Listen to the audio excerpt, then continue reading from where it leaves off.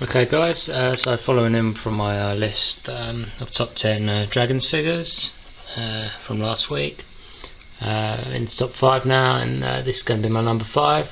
It's obviously Winston Churchill, Dragons figure from about 2 years ago now, I think, and yeah, really well made figure, and I think a lot of people were sort of like crying out for a Churchill figure. To go, with all the leading Nazis that have been produced from Dragons over the years. So yeah, there's just a brief biography on the side of the box. Obviously, British Prime Minister during the Second World War, and known for his various rousing speeches to the British population. During the dark days of the war, during the Blitz and all that, and the Battle of Britain, never was so much owed by so many to so few and all that, and we should fight them on the beaches, etc. So yeah, really nice figure, and let's just look at some of the accessories. You actually get a second head sculpt, which is rare for a Dragon figure, but really nice. You can place a cigar in the side of his mouth there. You can only go for the cigar look with that look. Obviously, the way the mouth's sculpted, you get another hat, top hat, packet of cigarettes, along like trench coat sort of thing. His walking stick and another hand. I've actually put the V for Victory hand on there at the moment, and just put his first hat, like a fedora type hat, and his glasses, and yeah, there's the accessory, the BBC microphone, which I think is a very appropriate accessory for such a figure. So let's just turn him around and give you a closer look at the sculpt. I think it's a really amazing sculpt of Churchill. I don't think they could have done really a better job here. You get the little glasses, which are really fragile. You'll be careful. So there's the sculpt, and as you can see, really is a fantastic sculpt of Churchill. I think the body is maybe a little bit too. It's not oversized in terms of weight. It's got a fat suit on and stuff like that, and he's got a little pocket watch as well, with the actual watch in the pocket, which is really nice attention to detail. But it is, I think it's taller than it should be. It's kind of like, I think it should be maybe a little bit more of a squat figure. But nevertheless, fantastic figure. And I think if you're building up leaders of a World War II sort of look, I think you can't sort of overlook this figure. Really is a fantastic sculpt, as I say, and the attention to detail in the tailoring and the accessories as well, and the option of having the secondary head sculpt as well really makes this a really fine figure. So yeah, that's my number 5, and yeah, as I say, really worth getting. You can still pick these guys up on eBay. I think they're a little bit over what RRP was, but as I say, they have been out a couple of years now. Okay guys, next up is one of the most preeminent German generals, later Field Marshal Erwin Rommel, him of the Desert Fox notoriety. Probably, as I say, the most famous general of the world of World War II, whether it be on the Allies or Axis side. Respected and feared in equal measure by the Allies, and obviously making his name as his eponymous title, the Desert Fox, against the Desert Rats, who were the British in North Africa in between 1940 and 1942. The Battle of Tobruk being notable examples, and the Second Battle of El Alamein being the turning point in the North African War, and a point at which the Germans never regained the initiative in the African field of battle. So yeah, this was released by Third Reich, which is a subsidiary of Dragons and Dreams. And yeah, fantastic figure. I think the likeness is unbelievably good. If we see pictures of Erwin Rommel circa 1940-41, and he's wearing a desert field dress with the boots, which already come weathered, to give that appearance of being in the desert with the sand and whatnot. Comes with a little tripod with his magnifying eyeglasses and binoculars and whatnot, which is a nice little accessory. And yeah, just a really fantastic figure. Unfortunately, I wasn't able to pick him up at the time. I wasn't really collecting Dragons figures at that time, and I only was able to pick up this figure about 3 or 4 weeks ago, and I did have to pay over the odds for it because, well, it's just a fantastic figure sculpt wise, and it is light on the accessories. Mark, you only get this outfit. You don't get. He obviously made his name in the Battle of France, and he wasn't dressed up like this during the Battle of France in 1940, and that's obviously where he gained his name. But he gained his reputation obviously as a desert fox in North Africa. Let's just see a box, and you get the long trench coat and a baton and a couple of extra hands, and that's about it really, guys. So as I say, it's very light on the accessories front, but undoubtedly, as I said before, he is one of the most respected, and on both sides really, and I think he's kind of like the exception really. The Afrika Korps in North Africa did fight with enormous bravery, and they are less tainted than the rest of the German army. I think that's fair to say. There was no atrocities conducted in North Africa like there was in the rest of the war, particularly on the Eastern Front. There was no death squads and whatnot going around, so they did hold their reputation rather well after the war as well. Unfortunately, Rommel did not make the end of the war, as you can see there, 1891 to 1944. He was implicated in the plot to assassinate Hitler in 1944, and was forced to commit suicide.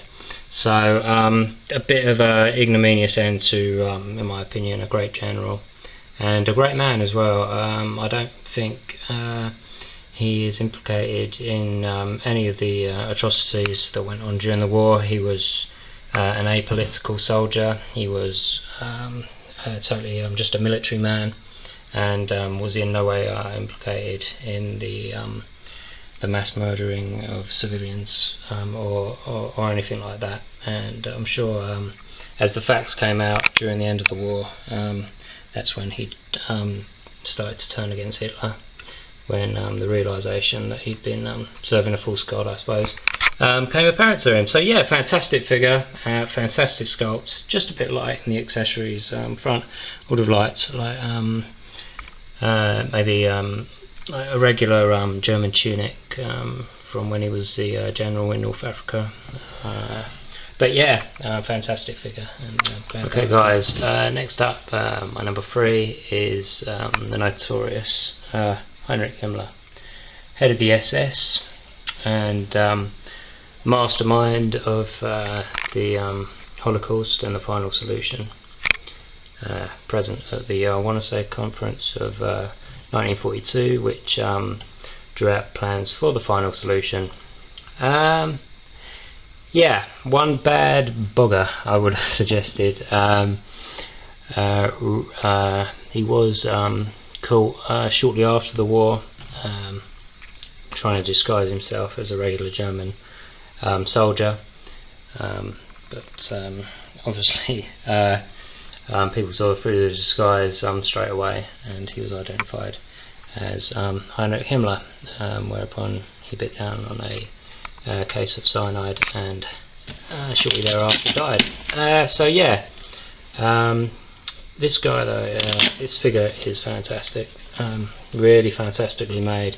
You get 3 really separate outfits, The white suit. I didn't think he looked that good in white. I thought black was much more appropriate for the man.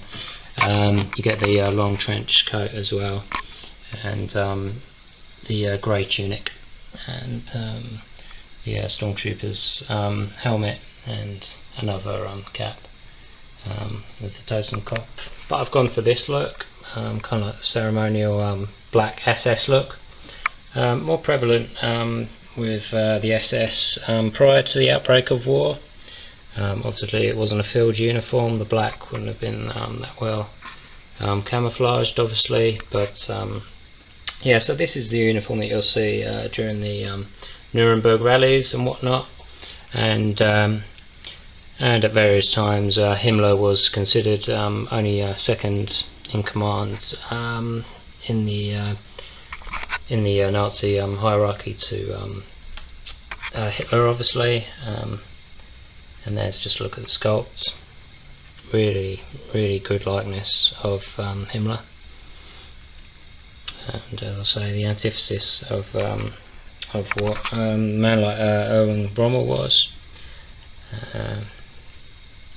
Never got to serve in the First World War, Himmler, and he served all but one day in the Second World War before he was captured and finally identified. The little German dagger there and the sword. As I say, this is like the ceremonial look. I'd suggest there is a very good video on YouTube entitled Hitler's Henchman. It goes into a lot of detail about Hitler's various associates, Goering, Goebbels and Himmler. A really good watch if you're into that sort of thing. And I picked this figure up when it was released, in fact, so I've had it in my collection. It has actually been in storage for a couple of years, but since I've got back into the Second World War figures, he has seen the light of day again, and he is a very hard figure to come by now. I've seen them go for over £1,000 actually, these figures. Because they are so rare. Will they release another Himmler?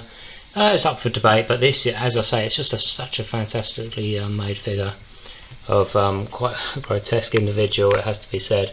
But the head sculpt is fantastic, and the accessories and the clothing and the amount of accessories that you get with it, it really is a fantastic figure. There you go, various different looks in the white suit.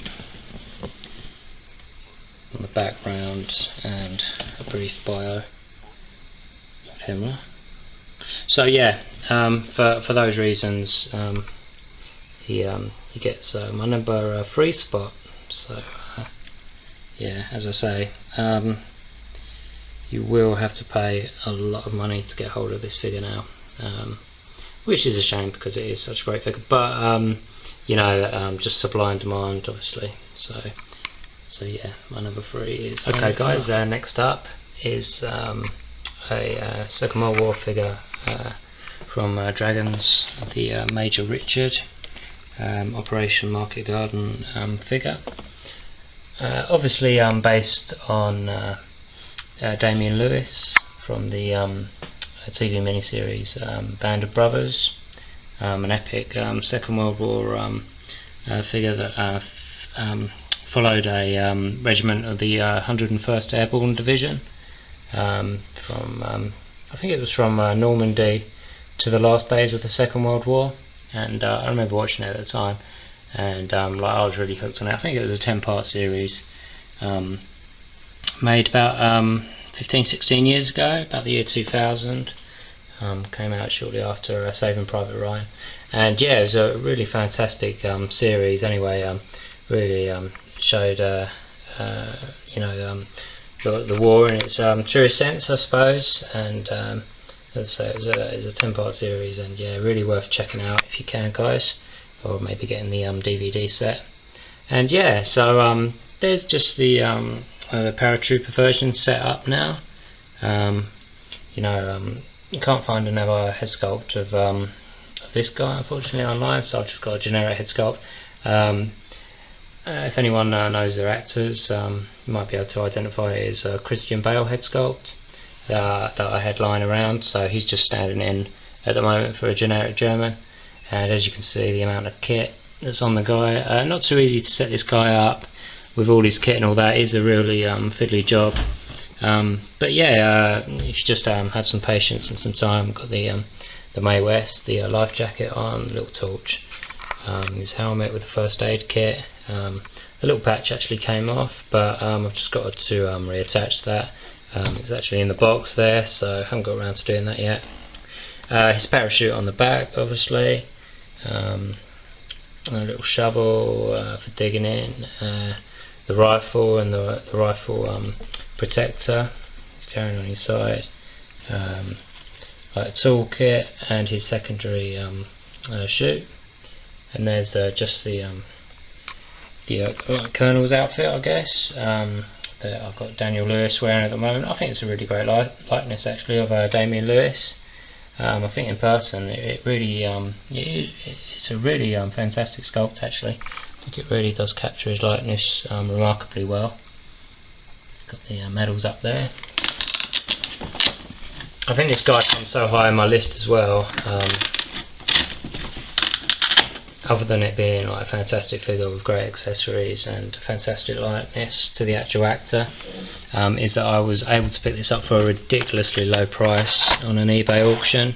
I was able to pick it up for, I think it was about 110, 120 pounds, which was really fantastic because this figure is long out of production. There's just a look at the sculpt, really fantastic. As I say, they've really done a great job here, and sometimes I think their sculpts outstrip Hot Toys. You know, I really do. I think a lot of Hot Toys sculpts, particularly recently, are really hit and miss.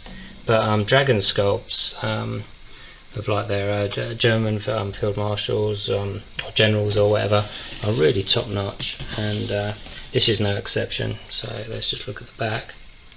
And as I say, if you're into your World War II action figures, particularly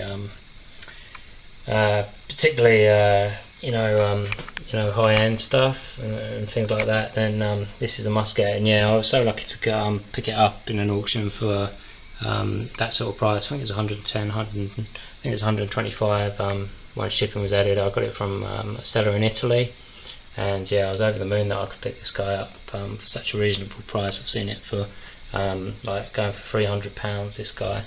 So yeah, I got really lucky there. So just keep an eye out for these figures, guys. I tend to do a Dragons and Dreams search on eBay, .co.uk and ebay.com every so often, because you might just get lucky, as I did with this figure, and be able to pick up a figure that you want for a really reasonable price. So yeah, as I say, yeah, really fantastic figure, and it's probably so high up because I got such a sweet deal with it, but it is also a fantastic figure. And you know, it's a shame that you know, most people won't be able to pick it up for such a reasonable price, but there you go, you win some, you lose some. So yeah, so just number one to reveal. Okay guys, so as you may have guessed, number one in my list of Dragon figures slash 3R figures is obviously Adolf Hitler. And really, I suppose, if you're going for a World War II look and you want the leaders from both sides, whether it be the good guys or the bad guys, a Hitler figure is a prerequisite in my opinion. Probably I'd say maybe the most infamous man in the history of mankind, possibly, and leader of the National Socialist movement, otherwise known as the Nazi Party, until he bit down on a cyanide capsule and blew his brains out in 1945. So yeah, us history buffs know the history of it. There's a little bit of a recap on the side of the box if you're not aware. So yeah, as I say, this guy, if we were to have a top trumps of Dragons figures, he'd win 10 with infamy, really. As I say, I mean, yeah, one of the most infamous people of the 20th century, if not of all time. And yeah, but let's concentrate on the figure, and it's just a fantastic figure. That's all that can be said, really. The sculpt is amazing. I've seen quite a few different Hitler figures produced in 1/6 scale, and none of them have got the likeness of this guy, in my opinion. I don't know. It's just spookily close to the likeness of Hitler, in my opinion. The eyes are so bang on to what Hitler's eyes were. The sculpt is just fantastic, and I think that's why this figure is so sought after, because it is such a well-made figure. Obviously, the tailoring is fantastic.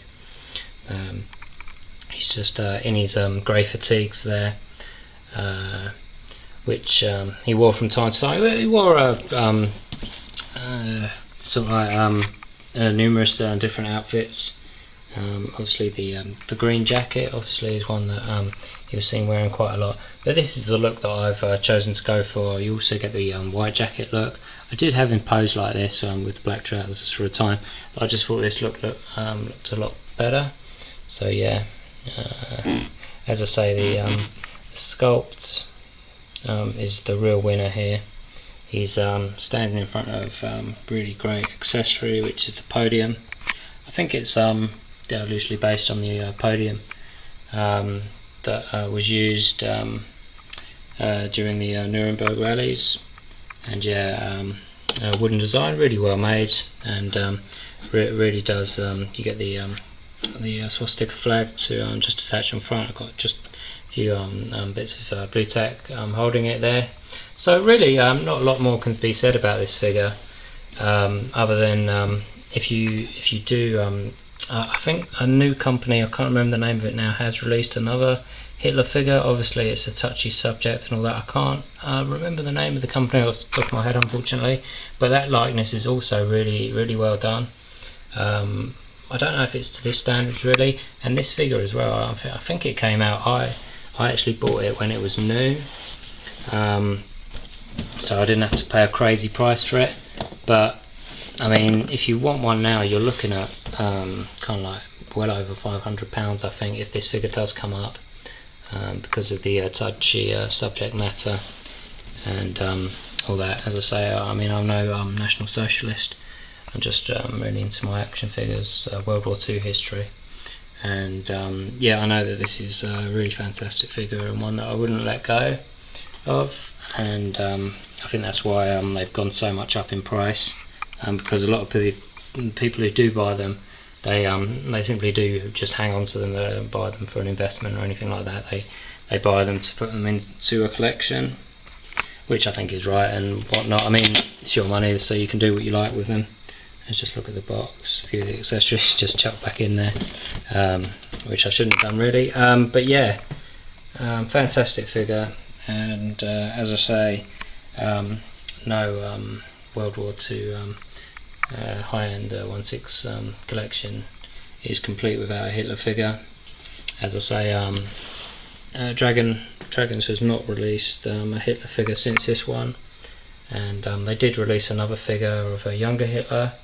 I think it was like just post World War I figure from like 1919 to about 1926, I suppose, when he was imprisoned and all that, and wrote Mein Kampf. That's also a really nice figure and comes with a lot of accessories. But this is the figure, the Hitler figure, to try and get your hands on, guys. So yeah, thanks for viewing that, guys. My top 10 figures and top 5 this week. Hope you enjoyed all that, and yeah, hopefully I'll post up a collection video next week when I've got another couple of figures in, and I'll show you my full World War II Dragons collection and other figures. So yeah, thanks for checking that out.